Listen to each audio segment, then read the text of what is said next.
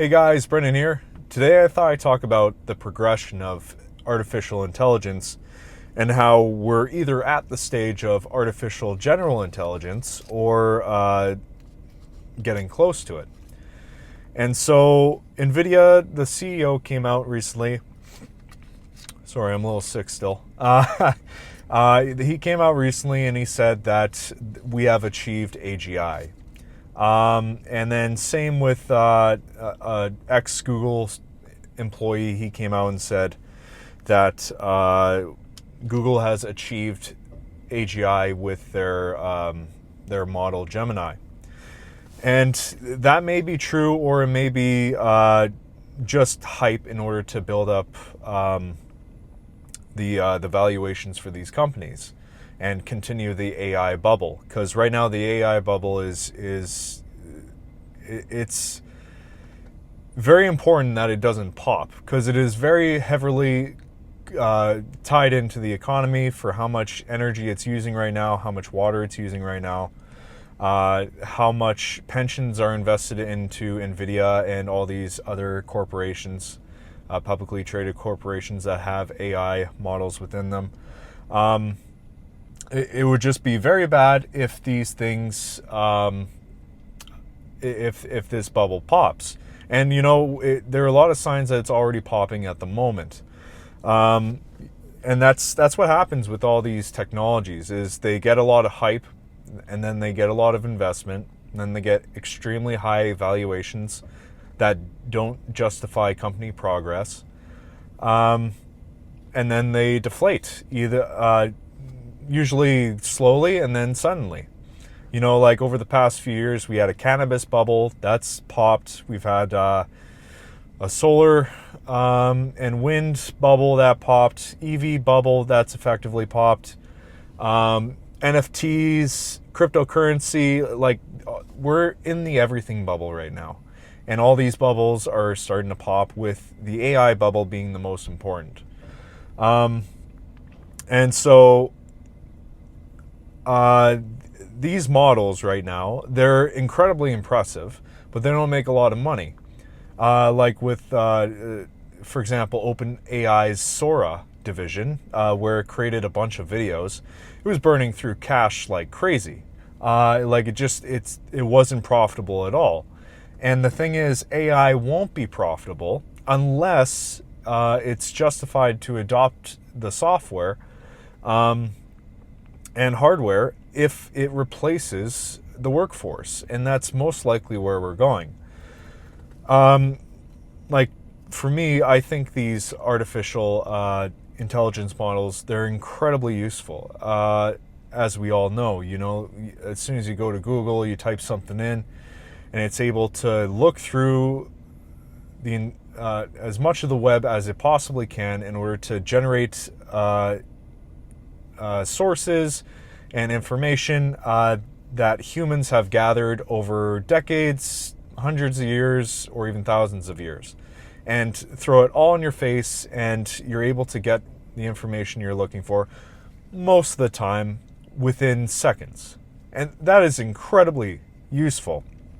There is without a doubt that AI will be incredibly beneficial for humanity, especially when it comes to medical breakthroughs, resource extraction, resource retrieval, like say with landfill mining. It'll be useful across the board as it tries to increase efficiencies in the economy. But that being said, it's incredibly threatening to the economy because of how deflationary that technology really is. There's a lot of incentive for corporations to not use very deflationary technologies in order to extract profits, prevent workload from depleting, and also job losses. So with this technology, it will definitely be the most deflationary technology we've ever made by far. And the reason for that being is because, well, it's intelligence. It's they call it super intelligence, but in my opinion, that's really undersell. Sorry, I'm still sick, So it's hard to speak because the throat gets jammed up. But superintelligence is really underselling just how game-changing this technology is. It's more so a hyper-intelligence or ultra-intelligence, max intelligence, whatever word you want to throw before intelligence. It's just that that game-changing. And right now, I think we're like very much in a dot-com bubble kind of scenario. And if you don't know what that is, it was another asset bubble that was created in the early 2000s, late 1990s. And there was a lot of hype behind the very beginnings of the internet,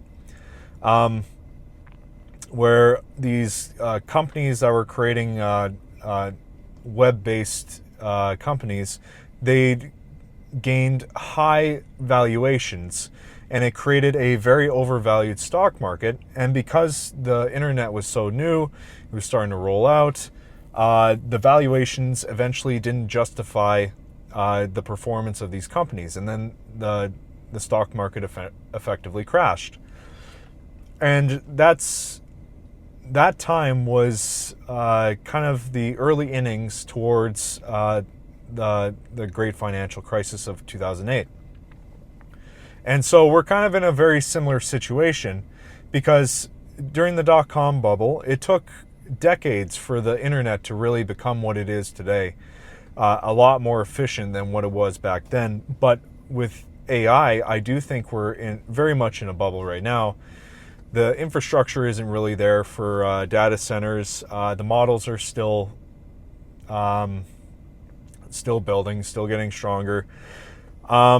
And it's very likely we'll see a pop of this bubble unless there's intervention with governments and with central banks to prevent the deflation of this bubble.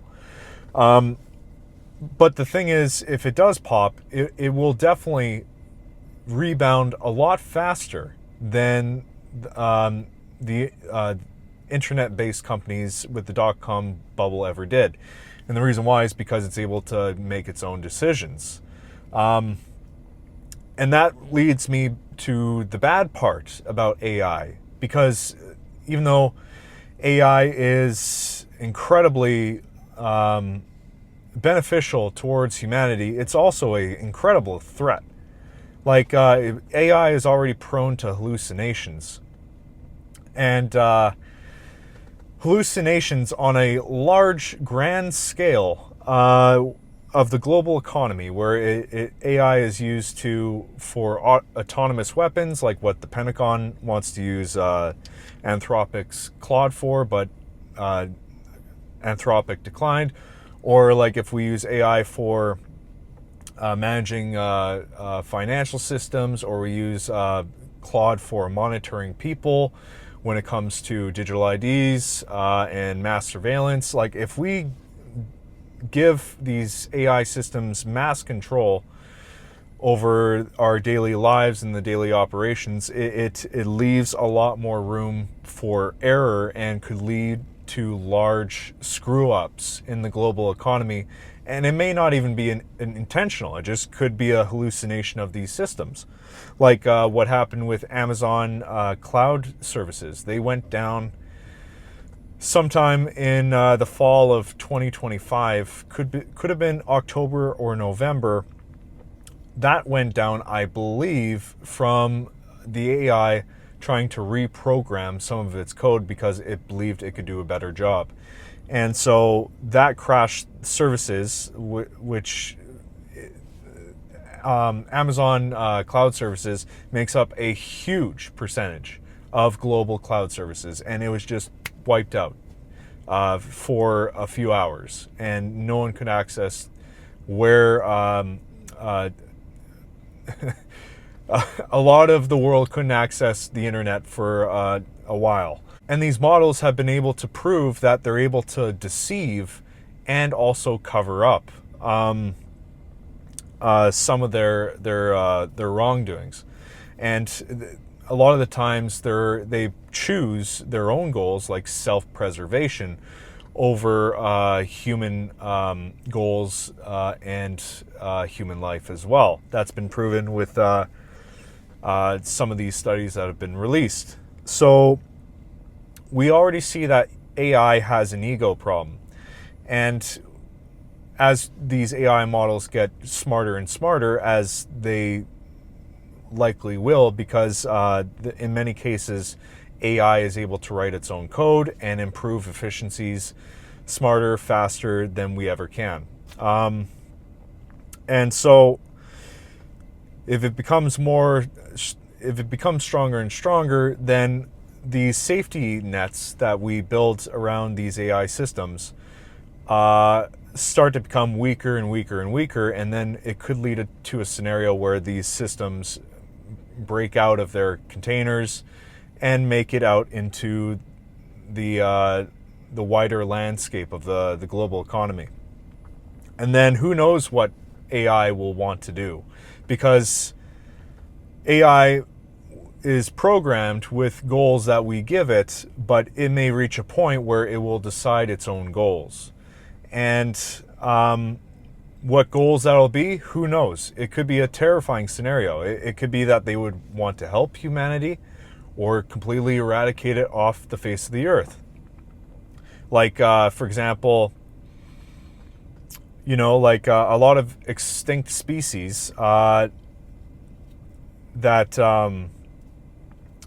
have popped up around the world in the past 50 or so years were due to, say, human goals being prioritized over these other species goals. And it's not because we hate the species in question, it's just because our goals didn't align with theirs. And that could exactly happen in a AGI scenario where it becomes uncontained.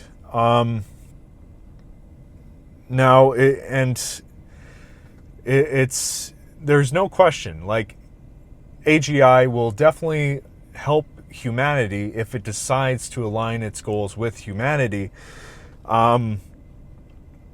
But how we're speeding up this process in developing these AGI models is it's incredibly reckless. It's the most reckless pursuit that the human race has ever done, really, is because it's treated like an arms race where all these private companies and countries around the world are working as fast as they can to develop the most intelligent and smart systems and become the leader of AGI.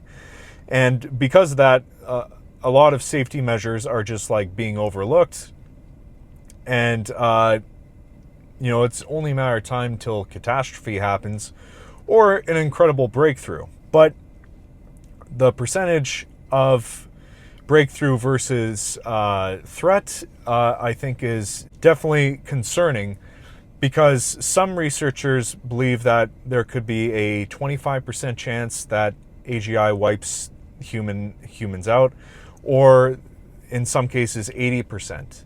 And that's kind of terrifying when you look at these rich billionaires like Peter Thiel, Mark Zuckerberg, Sam Altman. They all have either bunkers somewhere, or they have reinforced living quarters. We'll just say bunkers. We'll just say bunkers. They have bunkers that are being built or have been built already in these remote locations because, well, they kind of see the writing on the wall. They see that either humanity is doomed without AGI or it is doomed because of AGI. They wouldn't have these bunkers for no reason. And so we're in a scenario where it's like we're damned if we do, or we're damned if we don't. And I totally see both sides. There's a lot riding on this, and rightfully so. But the thing is, we're creating a species that is smarter than us. And the reason why we have our dominance on Earth is because of our intelligence. And so we're basically making something that will exceed us, and we're hoping that this species doesn't wipe us out. And it makes sense. If you think that sentient life can't be achieved with AGI, let me explain to you that there's a theory out there that if there wasn't carbon-based life, the next form of life out there would be silicon-based. And that has to do with the atomic properties of both carbon and silicon. I believe they're in the same row on the periodic table. They have the very similar properties. And so, you know, we're made out of carbon, and computer chips are made out of silicon, because silicon is a semiconductor. And these AI data centers, they utilize a lot of the same kind of systems that, say, like the human body does. You know, there are electrical currents that run through the human body constantly, heating and cooling systems, energy coming in and out. It's all very similar to what AI systems are structured to operate. So yeah, I'd say if you feel the need to do anything about it, definitely advocate for more constraint and also just monitoring of these AI systems. Because even though we may never know just how advanced some of these systems are, because it would be like if we looked at a car, walked around it, and didn't peek under the hood or underneath the car and saying, yep, that's good, because of how advanced these systems are. At least we could try to slow down the collapse of society as we know it, because these tech companies and these corporations are speeding out of control in order to develop the most advanced AI agent there is. Because, yeah, it's whoever controls the most intelligent AGI system will effectively be the ones with all the power. Because, well, knowledge is power. And who's to say this system will want to listen to us? Anyways, thanks for watching, guys. If you like this video, please like it. Comment down below what you think. Subscribe to the channel and share with anyone you think might find this entertaining. Thanks for watching. I'll see you in the next one.